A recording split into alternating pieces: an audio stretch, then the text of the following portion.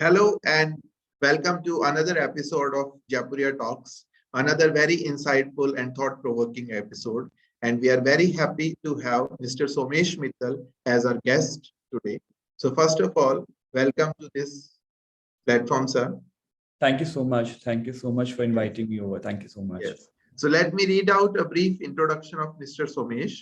Mr. Somesh Mittal is born in the year 1988. He is quite young. He is a graduate of Modern School, Delhi and University of Manchester, UK. He is an entrepreneur handling Balaji Group, which is a business conglomerate based out of Gurgaon, Haryana, with businesses in diverse sectors. He is married and he has two lovely daughters and resides in Gurugram, Haryana. His passion to understand human emotions deeply led him to write his first book, which is all about finding the right solution to probably a wrong question. So, once again, welcome to this platform, sir. Thank you so much. Thank you. So, your the back jacket says that probably right solution to wrong question. So, with this, I would like to ask my first question, which is, I think, an apt question because the title itself is very, very, very catchy. Right. The title is A Life Without Pants. It's a Right. very catchy and interesting title. So let's dive deep into the book itself first, and then in the later part, we'll come to you as an author. So, how did you think of this title, and what does it actually mean? Uh, so honestly, I never gave a lot of emphasis on the title. For me, I didn't really think the title really mattered. But then, when I was reading, I was writing my book and I was reading all the articles online, all the books online. So there's a particular psychoanalysis that I came across. He's a very famous one, Sigmund Freud. People must have heard about him. And there's a particular dream. So there's a particular book of his, which is called Interpretation of Dreams. And in that book, basically he interprets, he tells you that if you dream this in the night, then what exactly is the significance of that dream in your life? And he's talked about this dream where you are in a state of nakedness, where you are there socially, you dream yourself in socially being without pants in a state of nakedness. And he says that if you have a dream like this, it means that you're not comfortable with your own identity, right? And you have a lot of inhibitions in your life. You're not happy with whom you are, your own self. And that was the whole, that's the whole book, my whole book about not being happy with your own self and having an identity crisis. And that's the reason, I thought, why should I not name my book A Life Without Pants, so that, one can live with life without any inhibitions, without any judgment. And that's how this whole title of the book came. Okay, interesting, very interesting. So, yes, every man has a quest for their identity. They try to define that who am I? So, you also, before writing this book, you identified yourself as a business person. And now you have become a published author also. So, how was this journey? What motivated you to change your identity, if we can take that, and become an author also? Well, I never wrote to publish it, though it has been my dream since ever to publish a book under my name and have an ISBN code. Like on Google, if someone searches Somesh Mittal, then the author should come in. But then, it just happened, because there was a movie actually that I saw in 2013. It's called Ship of Theseus. So the title really intrigued me. How you said, your book title really intrigued. So I was going through the whole title, and I started reading about paradoxes. And when I started reading about paradoxes, I really got very fascinated with the idea of paradoxes, and then I kept reading more. And then when I kept reading more, I just wanted to, I would not say solve. Solve would be a very vague word, because I'm not, I would say, educated enough to solve a paradox, but I just wanted to write my own viewpoint about paradox. And that's how I started writing about paradoxes. I wrote one chapter, I loved reading that chapter when I wrote it. And, this whole journey followed. And then I just thought, why would I publish it, and, make it available to the world to read it? And what's going to happen at max? This book might not become popular, but at least my dream will come true, and it's something that I really enjoyed writing it. So that's the reason, I shifted my thought process and I published this book. So, yeah. Yes.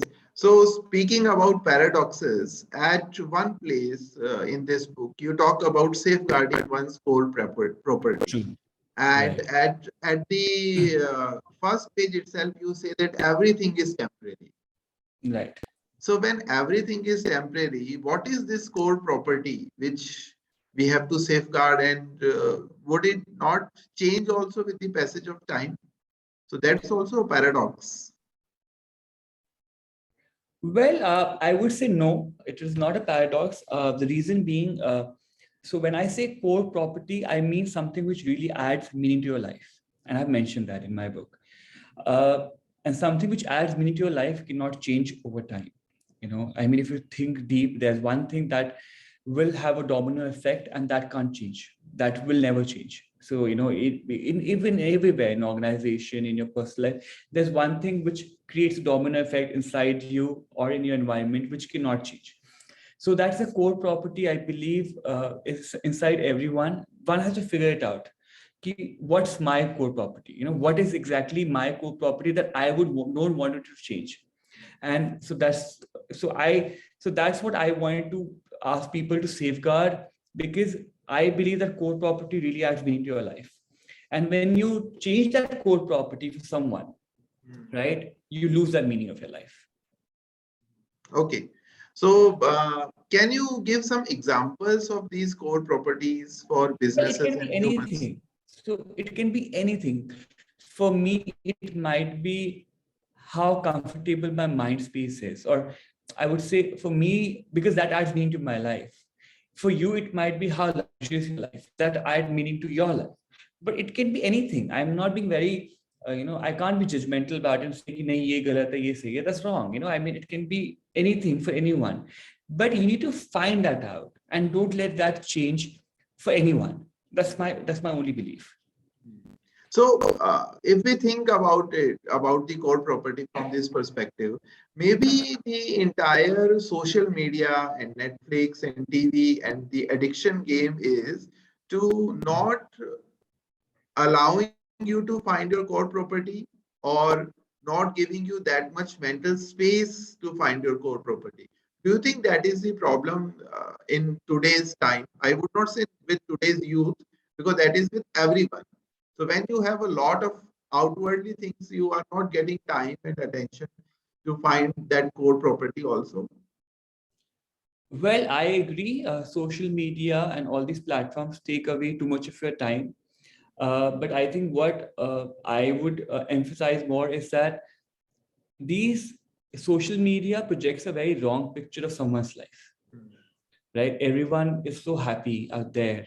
Everyone, is just so happy that you feel that, you're doing nothing with your life. And you start underevaluating yourself, undervaluating yourself. So I think that has to do with more social media than, not finding the core property. I think social media should only be looked at as a fun, not to compare life. And people end up comparing their life with, when they look at social media and say, "Oh my God, look at this! This guy is always traveling. Look at this guy; he's always shopping. Look at this guy; he's so happy in his married life." It doesn't work out like that, and then we start judging ourselves. कि यार देखो वो इतना खुश है मैं खुश नहीं हूँ, then we start doing that, and that's wrong. So we should not do that. Yes. So yes, we should not compare and compete, but Right. in a way, the human life is also defined by this comparison and competition. Because if we become very much satisfied with ourselves, sometimes some human beings, some of us might not have any goals. Because sometimes people set goals when they compare that, okay, this person is having this much package in 5 years down the line, I would also like to have this. So these kind of comparisons are also, sometimes essential for human life also. And there is a paradox again, as your book always talks about.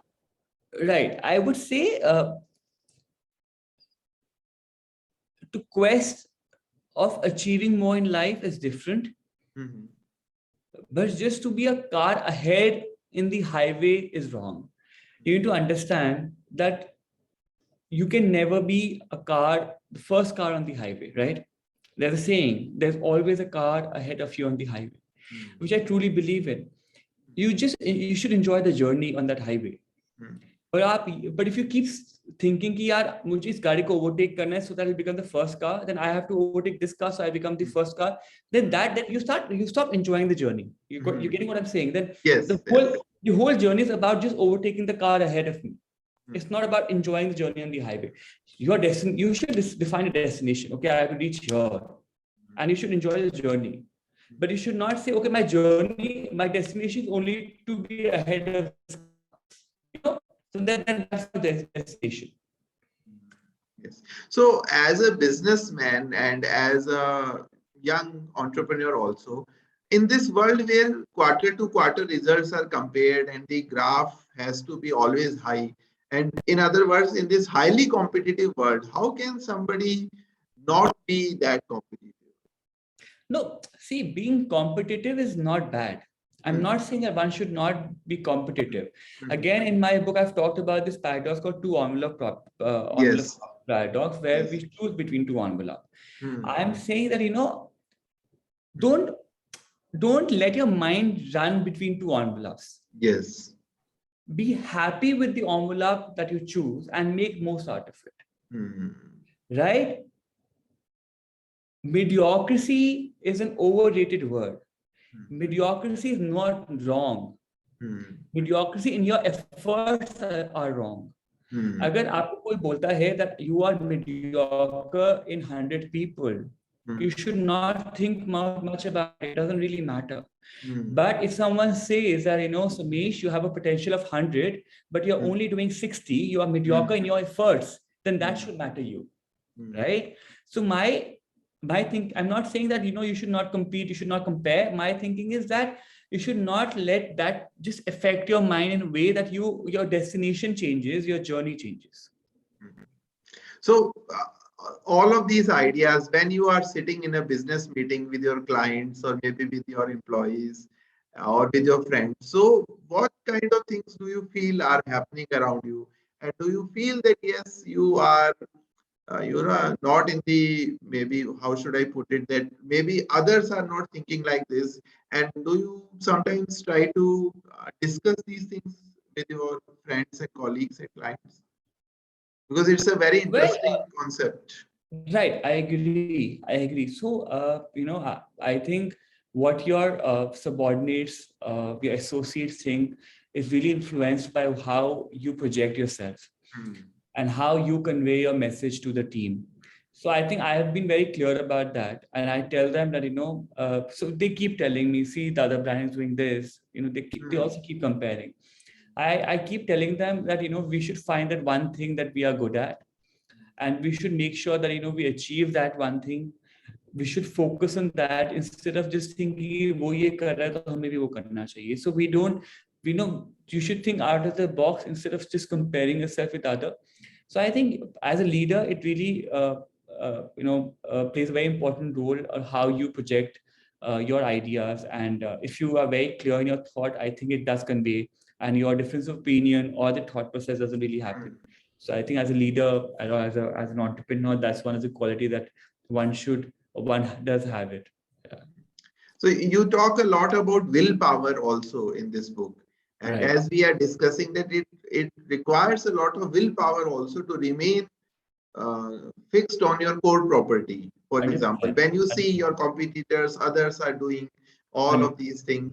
So how do you as an individual get that willpower, and how can another individuals can get this willpower? So if you can share your process and some tips with our audience also. Well, I would say willpower can be achieved by doing small things. I give you a simple example. Willpower is about not sleeping that extra 5 minutes and snoozing the alarm. Willpower is getting up at the same time that you have set the alarm for. Because when you do that, you set up your mind that your mind you're not letting your mind believe that, okay, this guy has that weakness where he will just snooze the alarm, because then that habit will go throughout the whole day. Your mind will start functioning that in the whole day. So small thing you should start working on, and giving a message in your mind that it matters to me if I sleep 5 minutes more. If I'm snoozing the alarm, then it's somewhere I am getting weak inside. That's the reason I'm doing it. So you start pushing that message to your mind, and if you keep doing that, I think one can achieve willpower at a bigger stance also. So you should not. हर कोई लगता है यार क्या होगा 5 minute extra सो जाऊंगा. How does it matter? I'll just text someone later on. But when we start doing that, we start playing with our mind and making the mind believe that, okay, we have that weakness. So if we start doing the small changes in our lifestyle, the bigger change would happen. Yes. So these small steps are definitely very important. So another very interesting chapter of yours is Hitler's murder. My favorite chapter. Yeah. And this is also about the small steps. Like in the small incidents, we always tend to look at the past instead of the future. Right. So, and we human beings are fixated with the past. That is true. Like instead of making a plan for the future, we are thinking that what we could have done or should have done in the past. So, how do you handle this thing, and how do you keep yourself future oriented instead of thinking of the past? So, I'll correct you here. One should not be future oriented as well, because you should not compare your life to what it should have been or what it could become. You should make sure your present is nice. You live in the present. The reason I say that I don't want to change the past, I'll just, for the viewers who are watching this, Hitler's murder is all about a person going back in time, trying to kill Hitler so the World War II never happens and the world is a more happier place to live. It's a very noble thought. There's nothing wrong with it. But my whole idea about past is that, your present is just because of your past. Your future is would it be because of your present. If you change the past, then your present would not be what it is. Even if it's a bad present, but the learning that you must have got from your past would not be there. That might not look very good right now in the present because wo itna acha nahi hai, but in future it will start affecting you because the learning is gone. So we should go in the past to just see what went wrong and how we can improve from it. We should not go in the past thinking, yaar, मेरे को ये करना चाहिए था, मेरे को वो करना चाहिए था, shit, मैंने ये नहीं किया, वो मैंने नहीं किया. You should not dwell too much. Past should be a place where you visit. It should be a place of worship where you visit, get a good vibe, you come back. It should not be a place where you go and sit and dwell. That's what I completely, abide by. And yeah. So any lesson which you have learned from your past life or life so far, which you think was a very profound lesson for you? Well, I think the only thing I've learned from the past is that everything is very temporary. The feeling that you have right now, be it a feeling of happiness, be it a feeling of sadness, be it the feeling of insecurity, scared, whatever, you need to realize that you have had that feeling in the past as well. And everything is temporary. If it went away in the past, it will go in the future as well, in the present also. So, everything is temporary. So don't give anything, any feeling too much of importance. It's not worth it. Yes. But sometimes what happens, Somesh, is that people give too much importance to some feelings, even much more than their own life itself. So there was a very thought-provoking and interesting chapter, Happiness and Suicide. And if you have read the data, I think 2020, the suicide rate in India was very high. So why do you think this phenomena is occurring in 21st century when we, as a human race, we are so highly advanced and developed? We are producing food grain, I think 3 times more than which we require. The problem is of the logistics and distribution. So why do you think this is happening, and what can we collectively do about Well, I guess I've talked about this phenomena from a very different perspective, in the sense that I've talked that suicide happens majorly where the happiness exists. it? And people obviously tend to just not believe it, because agar jahan pe, if people are happy, then why would the suicide rate go up? They should be obviously happy because they're surrounded by happier people. But I think the only reason that it happens because when there are people around you happy and you feel you're not. It's like an Instagram or a social media bubble. When you feel that people around you are so happy, enjoying life, you're not. You start to believe that you don't belong here. The belongingness to a particular place or yourself or as an individual, it goes away. And when that belongingness goes away, you feel yourself as a burden. And that's the reason, the suicide rate goes up. And as I told you, the reason we should not go in the past or the future, because people don't even tend to compare themselves with each other. What people tend to do is they compare themselves with a good past. What they think is, shit, I have achieved so much in my life in that time, what I'm doing right now. They start comparing themselves with even their past. So my whole book is all about that you should be happy in the place you are. Let the destiny play the game. You just keep doing your deeds and not think about it. So, I think, so that's the only reason suicide happens, because people tend to think that, others' life is far better than your life. And it doesn't happen like that. Yes. So another related to the topic which we are discussing is the quote by Winston S. Churchill, which you have in the second wind chapter. That success is not final, failure is not fatal. It is the courage to continue that counts. So 100%. definitely related to the suicide rate during COVID times, and and that was also an amazing point of view, that suicide happens where happiness was. So a lot of high profile people, good earning people whose businesses were shut, who have lost their jobs due to COVID, and they are not able to start the second innings. So how does one muster up this courage when everything is crumbling apart?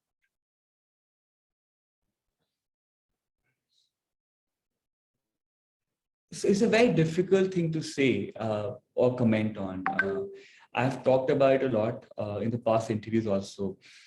Suicide, I would never say is an act of cowardness. So people say it's an act of cowardness. I will never say it. I don't obviously support the people who commit suicide, but I truly believe it's an act of strength, because it takes a lot to hurt yourself. It's not easy. And if someone's taking this adverse step, obviously to justify it is also not easy, or proving it wrong or right. Either way, it is not easy. I think if your world is falling apart, just stick to the whole idea that it can be better, right? If the past has changed, the present can also be changed. The future can be better. The silver lining that we should keep looking at. So I guess that's the only thing one has to start doing, and believing in yourself, right? There's a very interesting book which is called Power of Now. The author was about to commit suicide, and he says, I can't live with myself. And so he was on the terrace trying to commit suicide when he said, I can't live with myself. And then he said, okay, 1 second. If I can't live with myself, then there are two people living inside me. Right? Because Yes. I'm saying I can't live with myself. There are two people living inside me. So that's the main problem, because there's a mind and there's an intellect. Mind always feeds on the negative thing. That's like a food for it. So you have to stop making your mind believe that everything is wrong around you. And if you stop doing that, I don't think suicide will happen. It happens because of your mind, not because of intellect. Intellect will never allow you to commit suicide. Yes. Definitely. So, Somesh, amidst all of this, like, what is your life philosophy as an individual? What is your life mantra? Like, how do you lead your life? And interestingly, another thing I would like to ask is that a lot of people I know, being a faculty member, have book ideas in their mind. Right. They want to write a book, and you also must know a lot of people. But to write it and to get it published is something entirely different. So, how do you manage your Right. life, and what is your life mantra, and how did you achieve this? Uh, See, I am too young to have I have a life mantra. I'll be very Okay. honest. I'm too young. I'm 33 years old. So, but I think the only mantra that I live by is to live in the present, to live in the now. I believe in the power of now. Eckhart Tolle, the author of the book The Power of Now, I guess he's given an amazing book, and I live by that word that you should live in the present. And I think if you do that, everything around it doesn't matter. So that's my life mantra. If I can take a liberty of saying that at this age, that's my mantra, to be in the present. And for everyone who's trying to write or trying to put their thoughts together, I think start writing it, even if it's like a page or 2 page. Don't let it be here, let it be on the paper. Make people around you read it. I think initially I didn't do that, and I still regret it, because when you make people around you read it, they give you good insights, Hmm. especially people who are honest with you. And if they like your work, or you think you like your work, keep continuing, and one should publish for sure. Okay. Thank you very much, Somesh. Thank You have given you so us much. a lot of meaningful insights into life and how to live life. And I hope that a lot of people who will watch this episode will gain a lot of insights from this. This is the book, Right. A Life Without Pants, Yes. and it's readily Right. available This on is the book, Amazon. Life Without Plans. Yes. And you Please can go buy go it. and read it. Yes. Yeah, on Thank Amazon. you I so much. have gifted it to two of my students. How nice. I feel that this book is like Khalil Gibran's The Prophet, which one can read almost every single day, one page, one chapter, and every time you will find something new in it. I So hope thank so. you very much for Thank first you of so all much. writing this book Thank and you. then talking to us. Thank you very Thank much. you. Thank you so much. Thank you for having me. Thank you so much. Thank you.